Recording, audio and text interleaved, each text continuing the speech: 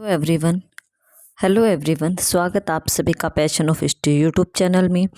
तो हम हमारे जो है इतिहास की सीरीज में आधुनिक भारत को पढ़ रहे थे। आधुनिक भारत में हमने अभी जो जस्ट पीछे की क्लासेस की हैं उसमें हमने 3 कर्नाटक युद्धों को पढ़ा, जिसमें कि तीनों कर्नाटक युद्ध जो थे वो फ्रांसीसी और अंग्रेज़ों के बीच लड़े गए थे भारत में एकाधिकार को लेकर, जिसमें कि अंग्रेज़ों की जीत होती है कर्नाटक युद्धों में और फ्रांसीसियों की हार होती है। तो हमने उसमें देखा कि प्रथम कर्नाटक युद्ध जो था वो एक्सला सापेल की संधि से समाप्त हुआ। दूसरा कर्नाटक युद्ध वो पांडिचेरी की संधि से समाप्त हुआ और तीसरा कर्नाटक युद्ध जो था वो पेरिस की संधि से समाप्त हुआ। और इस तीसरे कर्नाटक युद्ध में निर्णायक युद्ध हुआ था, जिससे कि फ्रांसीसियों को हमेशा के लिए भारत में जो है अपना एकाधिकार करने का सपना जो है वो ख़त्म करना पड़ा, क्योंकि सिर्फ अब जो है फ्रांसीसी सिर्फ अपने व्यापार की तरफ ध्यान दे रहे थे। उन्होंने भारत में जो है राजनीति में हस्तक्षेप करने का जो सपना था वो छोड़ दिया था। अब उनको पता चल गया था कि अंग्रेज़ ही भारत की राजनीति में सक्रिय रहेंगे। तो आज मैं आपको कुछ ऐसे इम्पोर्टेंट फैक्ट करवाने वाली हूँ जो कि यूरोपीय कंपनियों से जुड़े हुए हैं, जो कि डायरेक्ट एग्जाम में क्वेश्चन बनकर आते। एक ये मान लीजिए कि हमने जितना भी अभी किया है वो उन यूरोपीय कंपनियों के बारे में पढ़ा है, पुर्तगालियों के बारे में, डच, फ्रांसीसी, अंग्रेज़ों, डेनिसों के बारे में, उनके बारे में एक मोटा मोटा रिवीजन है, जिससे कि हमें एक थोड़ा सा कंसेप्ट दोबारा से वापस क्लियर हो जाएगा। फैक्ट है इसमें, जिससे कि हमारा एक मोटा मोटा वापस रिवीजन हो जाएगा इस क्लास में। तो चलिए, पहला हमारा है कि यूरोपीय कंपनियों की स्थापना का क्रम। देखिए यहाँ पर 2 बातें लिखी हुई है। एक तो यूरोपीय कंपनियों की क्रम तो दोनों में है, ये देखिए यहाँ पर तो है स्थापना का क्रम और यहाँ पर यूरोपीय कंपनियों के आगमन का क्रम है। कि स्थापित होने का क्रम क्या है उनका, कि किस किस सन में उनकी स्थापना हुई उनके हिसाब से, और आगमन मतलब कि भारत में आने का क्रम। तो इन दोनों में फ़र्क आपसे अगर एग्ज़ाम में यूरोपीय कंपनियों से क्वेश्चन पूछा जाता है तो आपको ये ध्यान देना है कि आपसे स्थापना के बारे में पूछा जा रहा है या फिर भारत आगमन के बारे में आपसे क्रम पूछा जा रहा है, तो याद रखिएगा। तो देखिए इनकी स्थापना का क्रम में सबसे पहले पुर्तगाली कंपनी की स्थापना होती है 1498 ईस्वी में। सेकंड नंबर पे है ब्रिटिश मतलब अंग्रेजी कंपनी की। कहीं कहीं पर 1599 लिखा होता है, कहीं कहीं 1600 लिखा होता है। इन दोनों में से अगर ऑप्शन में आपको दोनों तो दिए हुए नहीं मिलेंगे, अगर एक दिया हो तो आप 1600 को टिक कर सकते हैं, 1600 ही ज़्यादा सही है। लेकिन अगर 1600 ऑप्शन में नहीं है, 1599 ऑप्शन में है, तो आप 1599 को टिक कीजिएगा, सही है वो। थर्ड है हमारा डच कंपनी की स्थापना। डच की 1602 में स्थापना हुई, डेनिस 1616 और फ्रांसीसी जो थे वो 1664 ईस्वी में। ये इनकी स्थापना का क्रम है। सबसे पहले पुर्तगाली, फिर अंग्रेज, फिर डच, फिर डेनिस और फिर फ्रांसीसी। अब आते हैं इनके आगमन का क्या क्रम है, कि भारत में कंपनियों के आगमन का क्रम, कि भारत में जो है किस क्रम से कंपनियां भारत में आई। तो सबसे पहले पुर्तगाली भारत में आए थे, पी आ गए, इनको आप पी से डी नोट कर सकते हो। फिर आए थे डच, पी डी से। उसके बाद आए अंग्रेज, ए से। फिर आए थे डेनिस, दोबारा डी से, और फिर एफ से। तो आपकी ये पूरी, अगर इनको यह सीक्वेंस को आप याद रखना चाहते हो तो आप इसको भी याद कर सकते हो, P D A D F. P D A D F इनका आगमन का क्रम है। पहले पुर्तगाली आते हैं, फिर डच आते हैं, फिर अंग्रेज आते हैं, फिर डेनिस आते हैं, फिर फ्रांसीसी भारत में आते हैं व्यापार करने के लिए। तो इनकी कंपनियों के भारत आने का क्रम है। याद रखिए, सबसे ज़्यादा कंफ्यूज करते हैं ये दोनों चीज़ें, कि इनकी स्थापना का क्रम और आगमन का क्रम। नेक्स्ट आपका है कि भारत में पुर्तगाली सबसे पहले आए, कब आए, 1498 में सबसे पहले आए, और वह सबसे अंत में गई 1961 में। तो आपसे पूछ सकता है कि भारत में कौन सी यूरोपीय कंपनी सबसे पहले आई और सबसे अंत में गई। तो आपको याद रखना है कि पुर्तगाली सबसे पहले आए थे, कब आए, 1498 ईस्वी में, और गए कब, 1961 ईस्वी में सबसे अंत में गए भारत से। तो ये मोस्ट इम्पोर्टेंट फैक्ट है, आप इनको प्लीज़ याद रखिएगा। नेक्स्ट है महत्वपूर्ण तिथियां, कि महत्वपूर्ण तिथियां कौन कौन सी हैं यूरोपीय कंपनियों से जुड़ी हुई। तो सबसे पहले हम देखते हैं कब, 1498 ईस्वी को। याद कीजिए 1498 में क्या हुआ था, कि वास्को डी गामा का भारत आगमन, प्रथम पुर्तगाली यात्री। जो पुर्तगाली था नाविक वास्को डी गामा, वो आया था ना गुजरात में कालीकट के तट पर, जिसका कि हिंदू शासक जमोरिन ने स्वागत भी किया था। तो ये आपको याद रखना है कि वास्को डी गामा आया था 1498 ईस्वी में भारत में। कहाँ पर? गुजरात में कालीकट के तट पर आया था और वहाँ के हिंदू शासक ने जो है इसका स्वागत भी किया था। नेक्स्ट है 1500 कि द्वितीय पुर्तगाली यात्री केब्राल का भारतागमन। पहला पुर्तगाली यात्री कौन था? वास्को डी गामा, जो कि 1498 ईस्वी में भारत आया। दूसरा पुर्तगाली यात्री कौन था? केब्राल था। वो कब आया? वो 1500 ईस्वी में भारत आया, 2 साल बाद। नेक्स्ट है 1501 ईस्वी, दूसरी बार वास्को डी गामा भारत आता है। तो आपसे पूछ सकता है कि वास्को डी गामा भारत में कितनी बार आया था?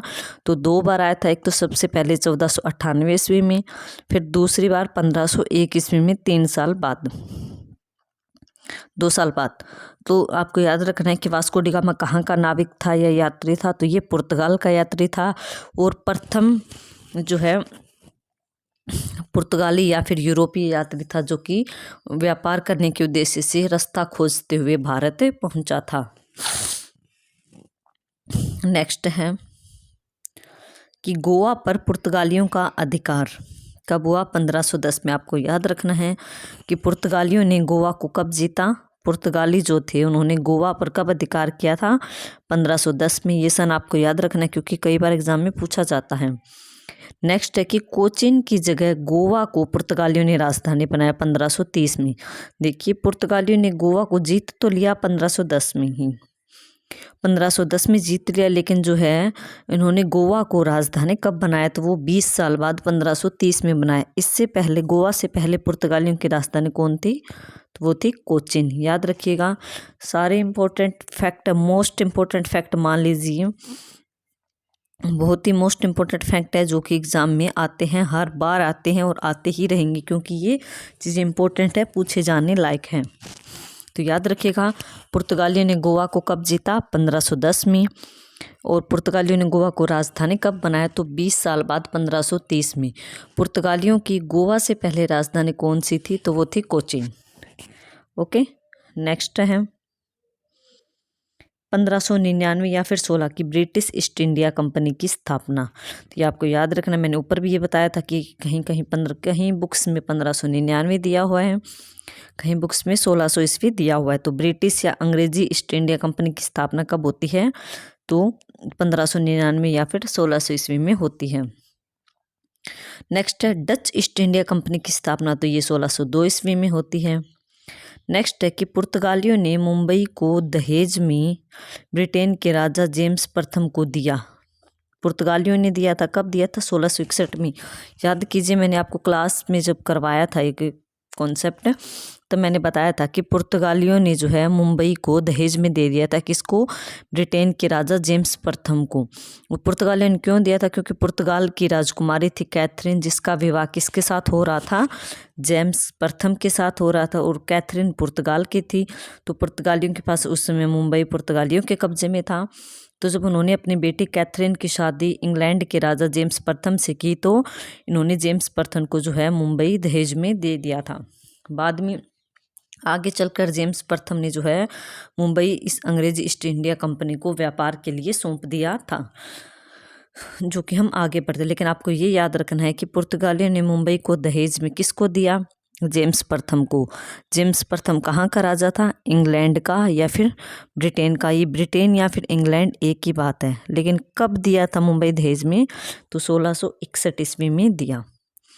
नेक्स्ट है कि 1664 फ्रांसीसी ईस्ट इंडिया कंपनी की स्थापना। याद रखने स्थापना का वर्ष कि अंग्रेज़ों की तो 1600 थी, डच की 1602, पुर्तगाल के पूछ ले तो आपसे 1498 ईस्वी में है पुर्तगाली, और 1664 में किसकी आएगी? फ्रांसीसी ईस्ट इंडिया कंपनी की, फ्रांस की जो ईस्ट इंडिया कंपनी थी। और याद रखिएगा मैंने आपको बताया भी था कि फ्रांसीसी ईस्ट इंडिया कंपनी जो थी वो एक सरकारी कंपनी थी। इस पर पूरी तरह से सरकार का नियंत्रण था। इसमें जो भी ऑफिसर्स होते थे, जो भी क्लर्क थे, सारे सरकार के द्वारा नियुक्त किए जाते थे। सरकारी जो है इस कंपनी में पैसा लगाती थी, सरकारी जो है इस कंपनी से सारा हिसाब किताब लेती थी।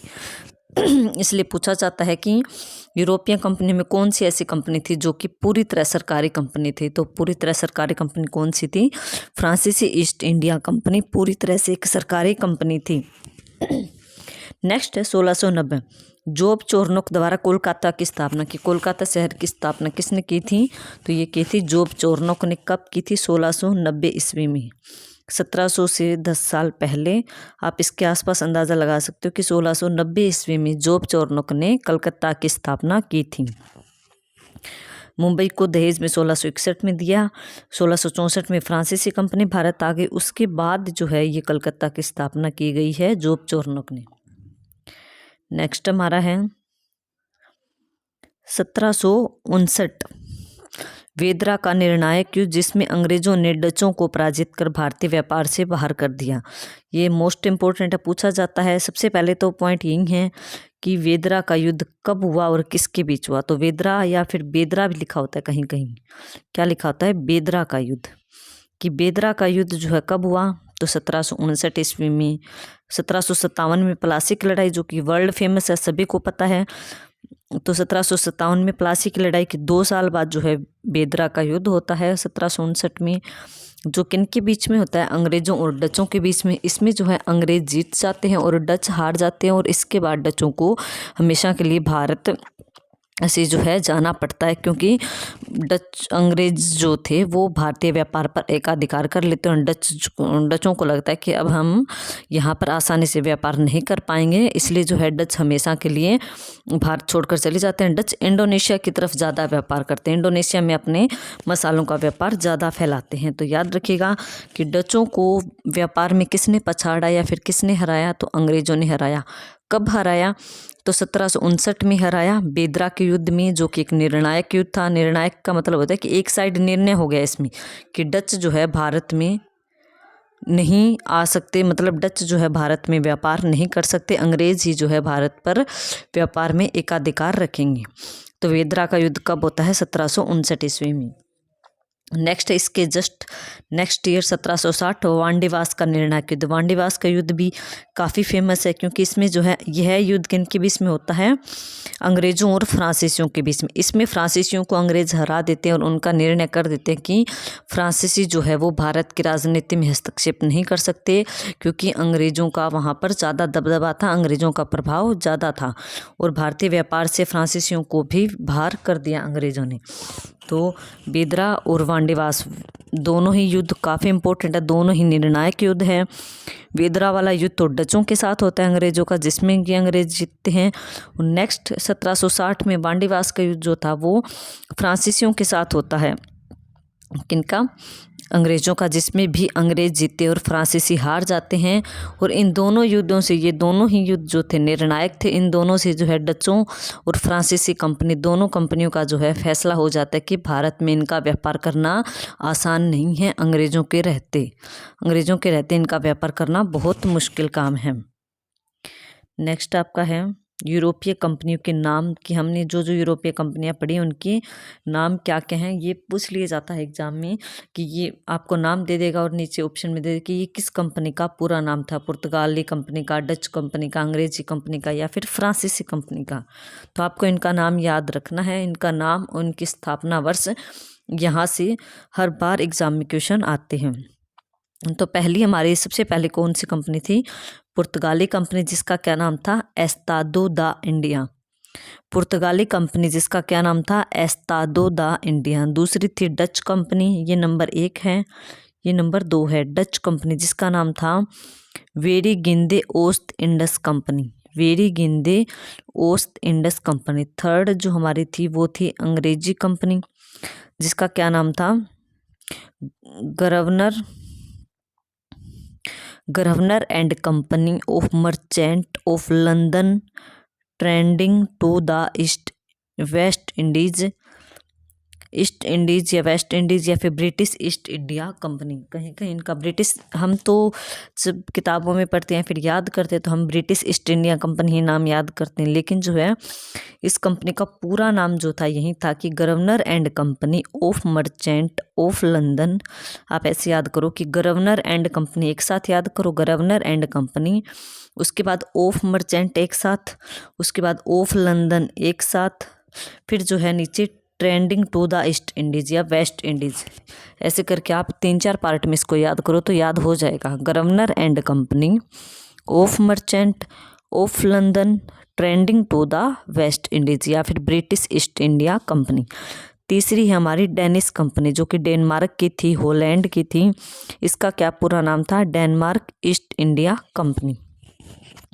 तो ईस्ट इंडिया कंपनी तो सभी के पीछे लगा हुआ है मोस्टली, क्योंकि जो ये थे ईस्ट में व्यापार करने के लिए आए थे, तो इसलिए इनको नाम ही ईस्ट इंडिया कंपनी दिया गया था, क्योंकि यूरोप के ईस्ट में पड़ता है ना, यूरोप के ईस्ट में पड़ता है ये इंडिया जो है, इसीलिए जो है इनको ईस्ट इंडिया कंपनी नाम दिया गया। फ्रांसीसी कंपनी का क्या नाम था? कंपनी फ्रेंकिस देस इंडस ओरिएंटलस। फ्रांसीसी कंपनी का ये पूरा नाम है कंपनी फ्रेंकिस देस इंडस ओरिएंटलस। कंपनी फ्रेंकिस देस इंडस ओरिएंटलस, ये जो है इस कंपनी का पूरा नाम है। तो ये मैंने आपको चारों कंपनियों के नाम दिखा दिए हैं, तो आपको ये जो है नाम याद रखने। पुर्तगाली एस्तादो दा इंडिया और डच वेरिगिंदे ओस्ट इंडस कंपनी। अंग्रेजी कंपनी का गवर्नर एंड कंपनी, शॉर्ट में याद कीजिए गवर्नर एंड कंपनी।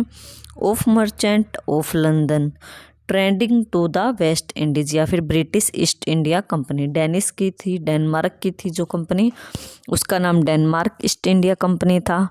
नेक्स्ट है फ्रांसीसी कंपनी। फ्रांसीसी कंपनी का पूरा नाम था कंपनी फ्रेंकिस देस इंडस ओरिएंटलस, ये इसका पूरा नाम था।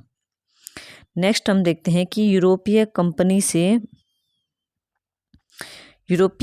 से संबंधित महत्वपूर्ण संबंधित व्यक्ति जो कि इन कंपनियों में जो है गवर्नर बनकर भारत आए थे, उनके बारे में हम देखते हैं। तो ये काफ़ी इम्पोर्टेंट है।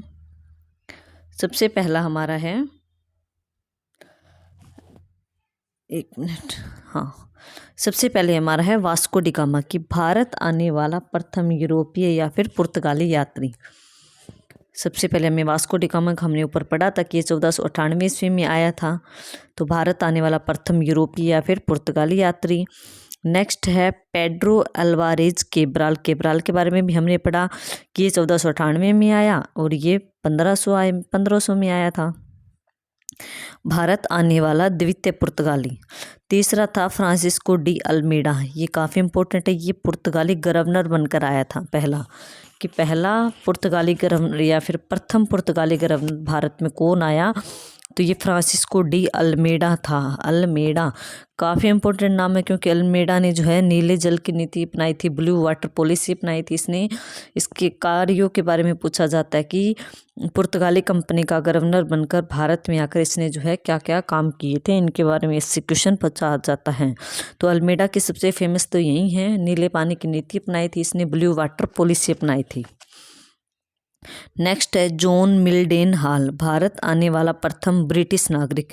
अंग्रेजों की तरफ से जो है भारत आने वाला प्रथम ब्रिटिश नागरिक कौन था, तो ये था जॉन मिल्डेन हॉल, ये भी काफ़ी इम्पोर्टेंट है। नेक्स्ट है कैप्टन हॉकिंस।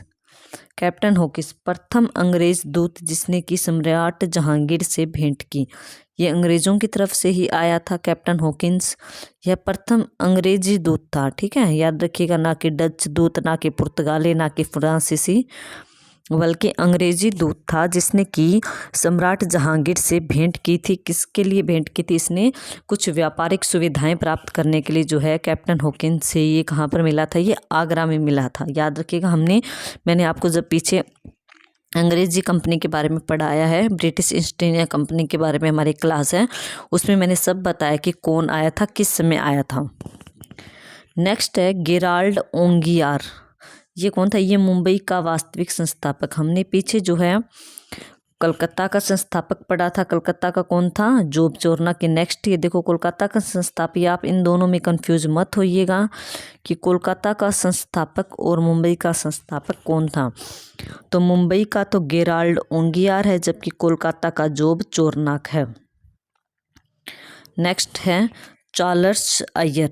फोर्ट विलियम, ये कहाँ पर स्थित है, ये कलकत्ता में स्थित है, का प्रथम प्रशासक था। कि फोर्ट विलियम का किला जो कि बनाया था कलकत्ता में अंग्रेजों ने, उसका प्रथम प्रशासक कौन था, तो वे चार्ल्स अय्यर था। ओके। नेक्स्ट है विलियम नॉरिस। 1638 में स्थापित नई ब्रिटिश कंपनी, कि 1638 में अंग्रेजों ने एक नई कंपनी की स्थापना और की थी, जिसका क्या नाम था, trading in the east. Trading in the east का दूत, जो व्यापारिक विशेषाधिकार हेतु औरंगजेब के दरबार में उपस्थित हुआ था। कि 1638 में अंग्रेजों ने अपनी एक नई कंपनी की स्थापना और की थी। तो इस कंपनी ने जो है अपना एक दूत भेजा था। उसमें भारत में जो है मुगल जो राज था, मुगल राज में औरंगजेब जो है वो गद्दी पर बैठा हुआ था। तो औरंगजेब के दरबार में आया था कौन, विलियम नॉरिस। किसकी तरफ से, सुविधाएं प्राप्त करने के लिए। तो इस नई कंपनी की ट्रेडिंग इन द ईस्ट जो है, इस कंपनी का दूत बनकर इस कंपनी के लिए जो है व्यापारिक छूट प्राप्त करने के लिए ये भारत में आता है। नेक्स्ट है फ्रैंको मार्टिन। फ्रैंको मार्टिन कौन था, ये पांडिचेरी का प्रथम फ्रांसीसी गवर्नर। पांडिचेरी जो है किसके कब्जे में था, फ्रांसीसी कंपनी के। तो ये फ्रांसीसियों ने अपने गवर्नर स्थापित किए पांडिचेरी में। तो पांडिचेरी का प्रथम गवर्नर कौन बनता है, तो ये आपका फ्रैंको मार्टिन बनता है। याद रखिएगा, फ्रांसीसी पांडिचेरी जो था वो किसके कब्जे में था, वो फ्रांसीसियों के कब्जे में था। तो फ्रांसीसियों ने यहाँ पे अपनी फैक्ट्री स्थापित की, अपने कारखाने लगाए और यहाँ पर जो है अपना एक गवर्नर नियुक्त कर दिया।